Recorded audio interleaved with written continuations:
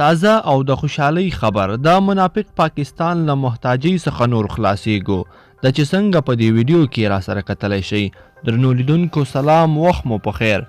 افغانستان چې د سمټو ډیره تکیه پر پاکستان باندې کوله او ټوله ګټه یې پاکستان ته تلله. اوس تازه او د خوشحالۍ خبر دا دی چې د غوري سیمنټو فابریکه په ورځ کې 800 ټنه ټیم سیمنټ تولیدوي.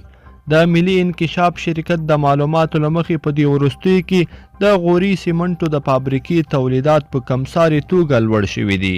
ملي انکشاف شرکت وایي چې د غور د سیمنټو د فابریکې تولیدات د پخوا په پرتله په مراتبو لوړ شوي دي او اوس هره ورځ ورڅخه شاوخوا 800 ټنه سیمنټ تولیدیږي چې دا کچه مخکې 120 ټنه وه. په دې وروستیو کې په ملي کچه تولیداتي فابریکو ته پاملرنه زیاته شوې ده او د شنونکو په آن کې د اړوندو ادارو لپاره ورته وړ کسان وګمارل شي په ډیره کمه موده کې به افغانستان د کورنیو تولیداتو څخه لویې ګټې ترلاسه کړي. دا په داسې حال کې ده چې په دې وروستیو کې کورونا وبا له نړۍ سربیر افغانستان هم سخت ځپلی دی او د خلکو اقتصاد یې په زوړ روان کړی دی.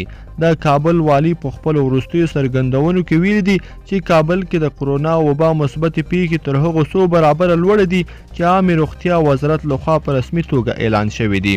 دوی پر خلکو غږ وکړ چې روغتیایي تدابیرو ته جدي پاملرنه وکړي او پرېنږدي چې کورونا یې ژوند وګاښي.